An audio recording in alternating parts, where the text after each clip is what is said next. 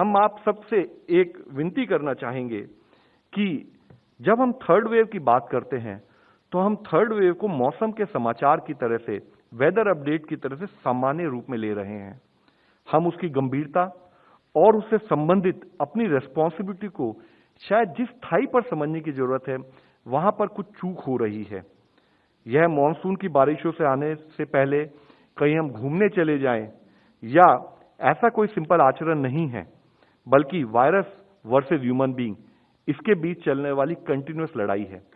इसलिए जरूरी है कि हम सब यह समझें कि थर्ड वेव प्रकृति से ज्यादा हमारी प्रवृत्ति पर डिपेंड करेगी। यानी कि जरूरी है कि हम कोविड एप्रोप्रिएट बिहेवियर या उसका फॉलो ना करें, उसके बेसिस पर कौन सी वेव आएगी, कितनी इंटेंसिटी से आएगी, उस पर डिपेंड करेगी।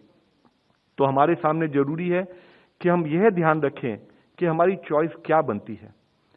क्या मैं मास्क को इसलिए ना पहनूं क्योंकि मैं ढंग से उसके साथ सांस नहीं ले पा रहा हूं? क्या मैं अपने आप को आइसोलेट इसलिए ना करूं क्योंकि मैं अकेले घर में बोर हो गया?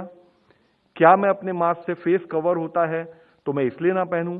क्या मैं वैक्सीन इसलिए ना लूं क्योंकि किसी ने भ्रांति पैदा की है, झूठी भ्रांतियां, कि अगर लेते हैं तो फर्टिलिटी इंपैक्ट हो जाएगी, लेते हैं तो मैग्नेटिज्म आ जाएगा बॉडी में, या ये वैक्सीन सेफ नहीं है, या यह समझें कि हम एक हाईली इन्फेक्शियस डिजीज जिसने पूरे विश्व को आज लड़ने पर मजबूर कर दिया है, हम उस बीमारी से लड़ रहे हैं, और यह लाइफ के एक नए नॉर्मल के रूप में कोविड एप्रोप्रिएट बिहेवियर हमें अपने जीवन में समाहित करने की जरूरत है।